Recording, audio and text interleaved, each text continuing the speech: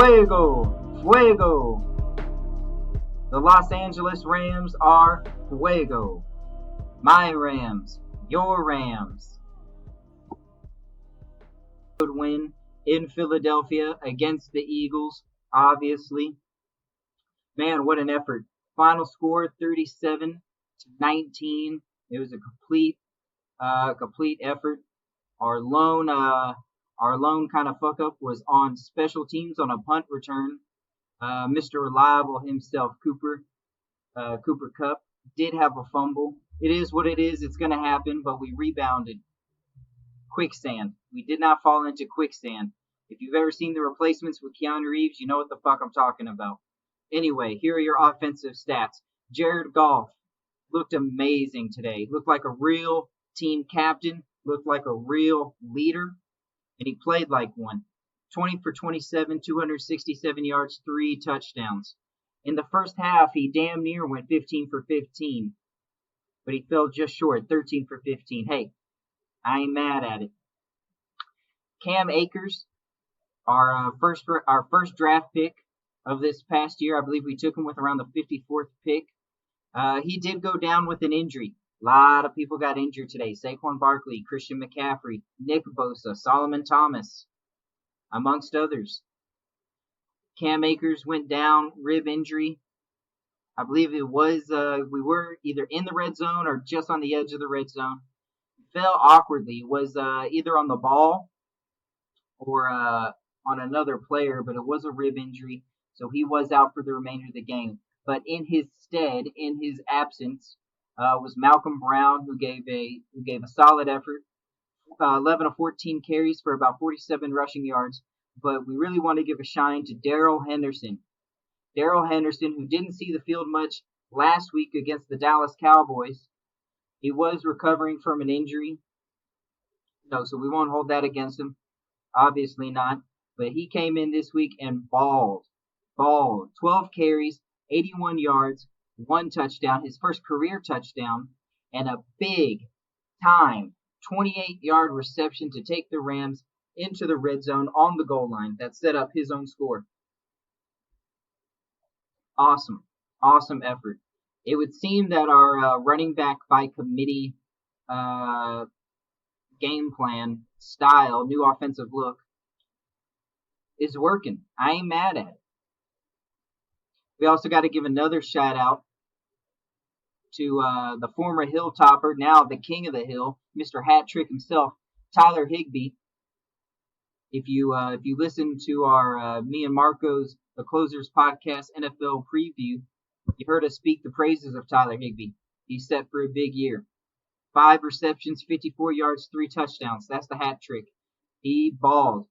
He was also making some excellent key blocks. And while we're talking about key blocks, we got to talk about that offensive line playing with the same nastiness, tenacity, and unity that we saw last week. It's carrying over. This is a great fucking sign. Now, we did have Joseph Noboom go down. He was replaced by, I believe his name is David Edwards. But it didn't slow us down all too much.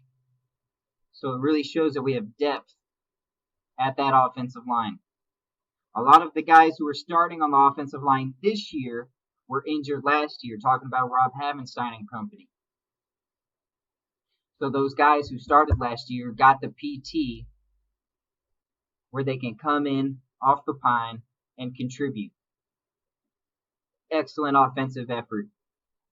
While we're talking about blocking, we got to give a shout out to Robert Woods. My man just got paid 4-year extension, and he's out here making lead blocks on sweeps like he's a fullback.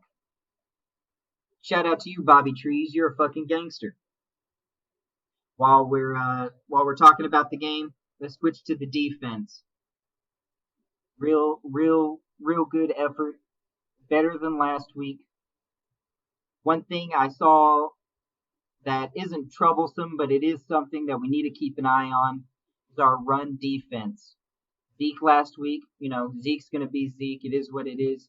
Miles Sanders this week had 95 rushing yards, and he was averaging 4.8 yards a carry. That's damn near half the first down. That's something we want to keep our eye on, something we want to, reduce. and I'm sure the coaching staff knows that, and they will address it properly.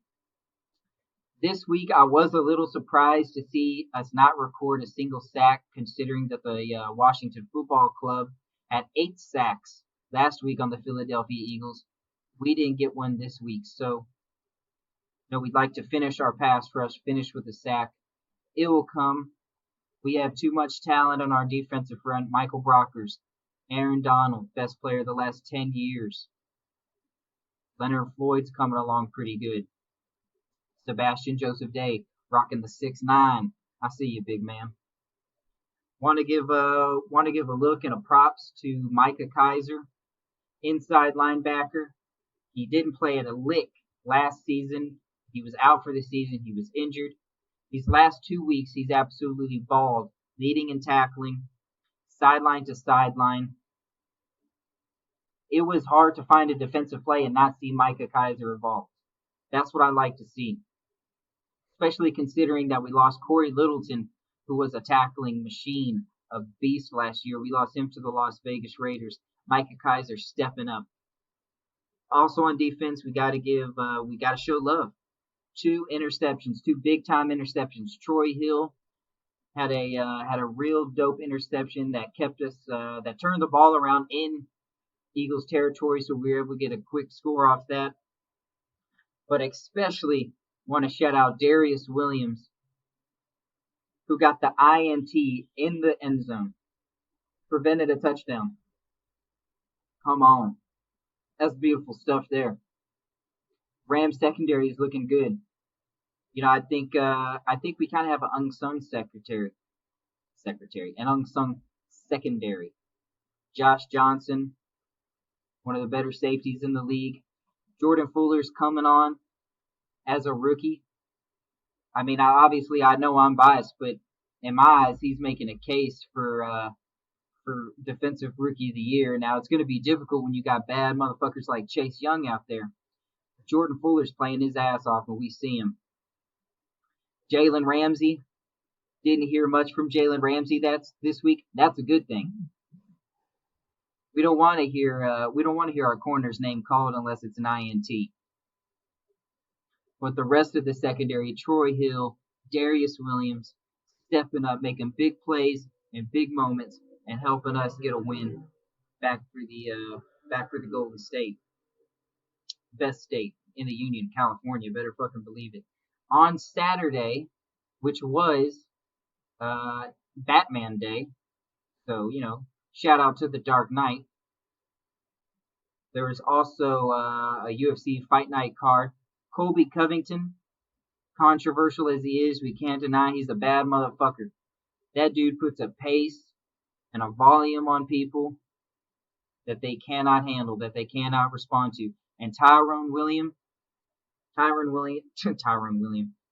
Woodley, former UFC welterweight champion, couldn't answer. It was a sink or swim moment for Tyron Woodley. He had previously lost to Kamaru Usman. That's when he lost the belt. Then he lost to Gilbert Burns rather recently. And he takes Colby Covington on what is kind of a quick turnaround. If you would have told me that Tyron Woodley was going to fight, 2-3 times in a year, I would have, I don't know. It's not something that would have came to the forefront of my mind. And he's dropped 3 in a row. Man, he had no answer for Colby. It looked like there were moments when Tyron really wanted to get off and string together some combinations, but the forward pressure of Colby wouldn't allow him to do that. Tyron was consistently, as he has been for some time now, with his back along the fence in the danger zone. And what do you know? Colby Covington got a 4th round finish. It was a weird finish. It wasn't exactly, your ground and pound TKO finish. But what did happen is Tyron was in guard. Colby was working from top. And there was either an extension or some sort of movement, just nasty pressure from the top from Colby Covington, cracked one of Woodley's ribs. Immediately, Woodley vocally tapped pretty much. They rolled it as a TKO, but, it was pretty much a vocal tap. Then Colby gets on the mic. He shouts out President Trump. Calls Joe Biden Sleepy Joe. Says you can expect a Republican landslide victory on November 3rd. I don't know about all that, But what I do know is that Colby Covington, man, he is right back in the mix. Now, Dana White that is, has said that Kamaru Usman's next fight will be against Gilbert Burns. And, I'm not going to argue with it. But if Colby Covington were to leapfrog Gilbert Burns, and they were to run that back, oh, man. That would be the shit. The kitty's titties. The first fight between Usman and Covington is one of the best fights of not all time, of certainly the last year, 2 years. Absolute banger. Two pressure wrestlers who neutralized each other and just stood and traded. Usman ended up breaking Colby's jaw in the 5th round.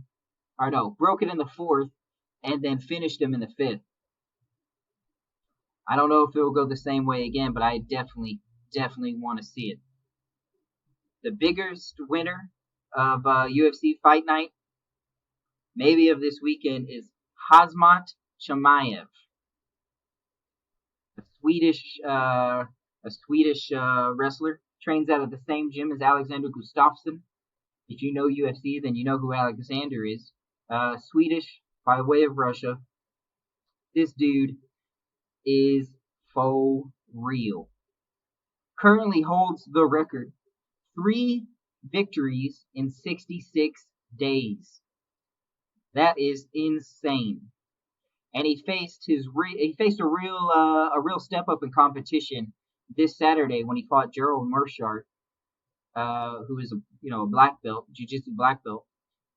And Hazmat smoked him 17 seconds. First strike he threw. 1 punch KO. Holy shit. And he's already double booked. He's supposed to be fighting Damian Maia in a couple weeks. But who knows? This fool could turn around and fight on Fight Island. Now, I don't expect him to fight on the Adesanya Costa card, but shit. Maybe on the Habib Gaethje one? Better believe it. And I say book it. That dude is for real. Dana saying he's special. That he hasn't encountered another fighter like him. I don't know about all that. He's only 3 wins. Against the back half of the division, welterweight and middleweight. But if he goes in there against a guy like Damian Maia, legendary Brazilian Jiu-Jitsu, former title contender at middleweight and welterweight, come on. Now that's a real test. But that was this weekend in sports. Besides that, I just been chilling. If I got one gripe about anything, it's a minor one. I go to Subway about twice a week.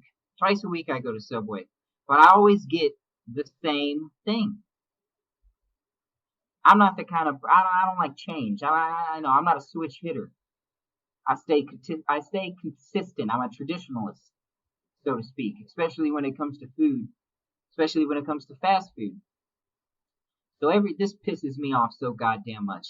Every time I go to Subway, I get the same thing. A cold cut footlong on Italian bread. And every fucking time I say, I'd like a cold cut on Italian bread, their immediate response is heated or toasted. What? Word? Is that your question? Why would I order a cold cut to just get it heated or toasted? If I wanted fucking hot meat between buns, I'd get a hot dog. It's infuriating to me. It's a minor quibble. To you it might seem trivial, but to me it drives me fucking insane.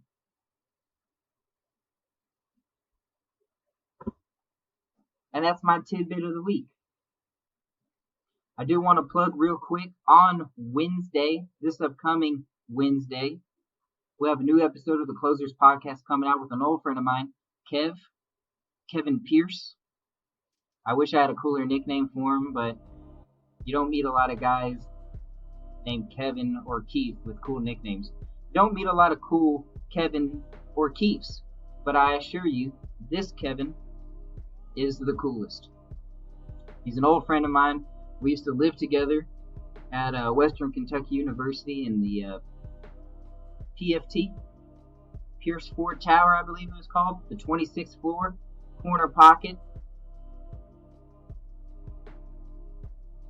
I'm sure he'll have some stories that he can refresh my memory on, because truth be told, I can't remember hardly anything from 2012.